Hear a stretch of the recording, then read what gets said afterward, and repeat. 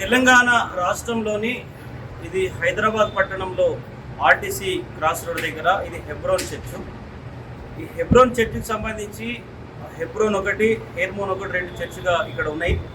ముఖ్యంగా దీనికి సంబంధించి మరి గత కొద్ది రోజులుగా పాపం చాలా ఇబ్బంది పడుతున్నటువంటి పరిస్థితిలో ముఖ్యంగా వీరాచారి అనే వ్యక్తి వాళ్ళకు చాలా ఇబ్బంది పెడతా ఉన్నారని చెప్పేసి సోషల్ మీడియాలో చూడడం జరిగింది. ఒక తెలంగాణ పోలీసు ఉద్యమకారుడిగా, ఒక సామాజిక కార్యకర్తగా, ఉన్న ఎమ్మెల్సీ అభ్యర్థిగా, గతంలో సికింద్రాబాద్ కంటోన్మెంట్ ఎమ్మెల్యే కంటెస్టెడ్ అభ్యర్థిగా, ముఖ్యంగా ప్రజా గొంతుకగా ఇక్కడ జరిగినటువంటి అన్యాయాన్ని మరి అక్కడ వినాలి, మరి సమాజం చెప్పాలని చెప్పేసి నేను రావడం జరిగింది. ముఖ్యంగా వారు చెప్తున్నటువంటి బాధలు మామూలు బాధలు కాదు.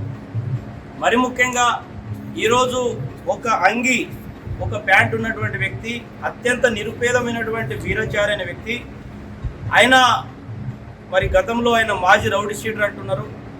ఈరోజు చాలా ప్లాట్లు కొనుక్కున్నాడు, ఈ చర్చిలో డబ్బులు ఎత్తుకెళ్ళి, తర్వాత అపార్ట్మెంట్లు కొనుక్కున్నాడు, పెట్రోల్ బంకులు కూడా కొనుక్కున్నాడు. ఈరోజు ముఖ్యంగా ఇది ఇది ప్రపంచ స్థాయిలో ఇది ఏమంటే హెడ్ క్వార్టర్ అని చెప్పి చెప్తా ఉన్నారు ఈ చర్చి. ముఖ్యంగా ఇక్కడ మహారాష్ట్ర కానీ, ఇక్కడ కర్ణాటక కానీ, ఏపీ కానీ అన్ని రాష్ట్రాలకు ఇదే హెడ్ క్వార్టర్ అంటున్నారు. అంటే ఈ హెడ్ క్వార్టర్, ఈ హెబ్రోన్ చర్చికి సంబంధించిన ఈ హెడ్ క్వార్టర్ మీద ఆయన దాడికి దిగబడుతున్నాడు. అంటే బయట కిరాయి రౌడీలను తెచ్చి ఇంకా ఇతరత్ర మనుషులను తీసుకొచ్చేసి వీళ్ళందరికీ గాయపరిచినటువంటి సంఘటన మేము సోషల్ మీడియా చూసిన. నేను ప్రత్యక్షంగా వాళ్ళు కలవడం అనేది, ఎందుకంటే నా మనసు ఒప్పుకోలే. ఆ దాడి చూసినప్పుడు నేను ఎందుకు వెళ్ళొద్దని చెప్పేసి ఇక్కడ వస్తే వాళ్ళు చాలా విషయాలు చెప్పిండ్రు. కానీ ముఖ్యంగా తప్పకుండా ఈ హెబ్రోన్ చర్చ్ విషయంలో నా గొంతులో ప్రాణం ఉన్నంత వరకు మీకు అండగా ఉండి నా పోరాటం నేను చేస్తా.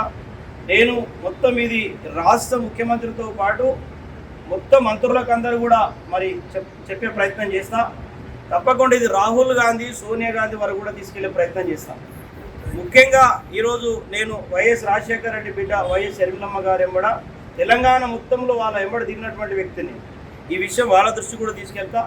మరి ముఖ్యంగా ఈ చర్చిలో ఉన్నటువంటి ప్రతి సిస్టర్కి, మహిళలకి, మరి ఇక్కడ పాస్టర్స్కి, ఇక్కడ విశ్వాసులకి అందరికీ కూడా రేవంత్ రెడ్డి గవర్నమెంట్ వాళ్ళకి రక్షణ కల్పించాలి.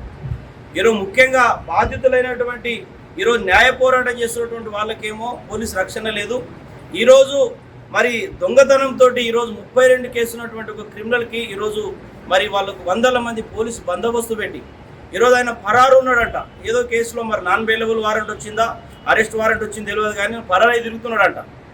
అట్లాంటి వ్యక్తికి ఈరోజు పోలీసు రక్షణ ఇచ్చి మరి నిజమైనటువంటి బాధ్యతలకు మరి వాళ్ళందరూ కూడా చర్చిలో ప్రేయర్ చేస్తూ ఉన్నారు.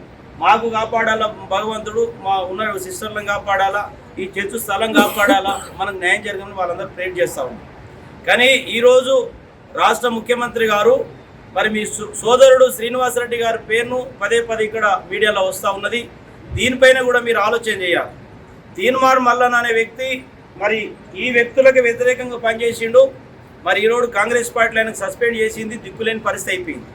గతంలో ఎన్టీ రామారావు గారు కూడా దీన్ని ఏదో మరి ఇక్కడ లేకుండా చేద్దామని ప్లాన్ చేసిండట. ఆయన కూడా ఆనాడు గవర్నమెంట్ పోయింది, ఆయన చనిపోయిందని చెప్తారు. ఇది చరిత్ర. కాబట్టి ముఖ్యంగా చాలామంది మరి ఈరోజు నేను ఒకటే చెప్తా ఉన్నా, ఈరోజు చర్చిల జోలికి ఈరోజు రాజకీయ నాయకులు రావడము వాళ్ళ నాశనం కోరే వాళ్ళు ఇక్కడ రావాలి. కానీ ఈరోజు ఈ చర్చిలో ఉన్నటువంటి సభ్యులు ఎవరికి హాని చేసేటోళ్ళు కాదు, ఎవరికి అన్యాయం చేసేటోళ్ళు కాదు, ఎవరికి మోసం చేసేటోళ్ళు కాదు. వాళ్ళు కేవలం వాళ్ళ భక్తి ఇంకా పెంచుకుంటా ఈ సమాజం బాగుండాలి, ప్రతి ఒక్కరు బాగుండాలని కోరుకునేదే ఈ చర్చిలు.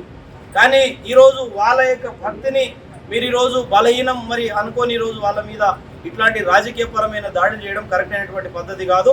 ముఖ్యంగా రాష్ట్ర ముఖ్యమంత్రి గారు ఈరోజు ఏదైతే వీరాచారి ఉన్నారో ఆయన మీద ఆ సిట్టింగ్ జడ్జితోటి కానీ, సిబిఐ తోటి కానీ ఆయన ఆస్తులపైన విచారణ చేపట్టాలి.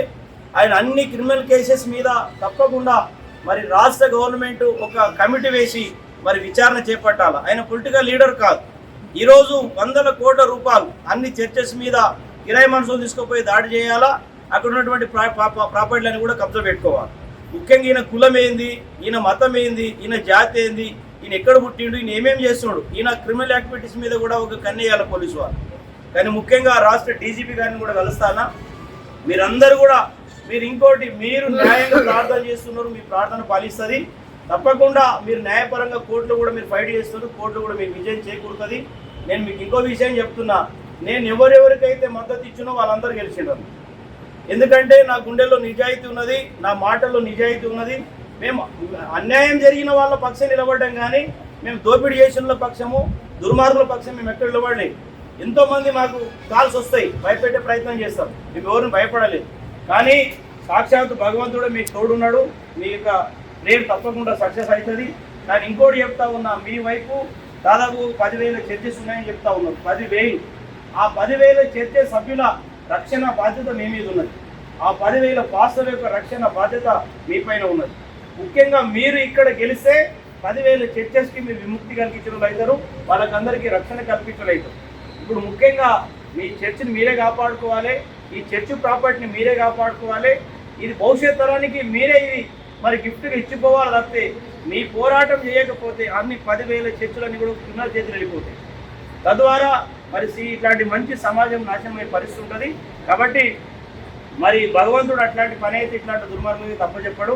కానీ మీకు అందరు కూడా విజ్ఞప్తి చేస్తున్నా, రేపటి నుంచి తప్పకుండా నా పోరాటం ఉంటుందన్న, మీరందరూ కూడా గట్టిగా పోరాటం చేయాలని మనస్ఫూర్తిగా కోరుకుంటున్నా. Thank you.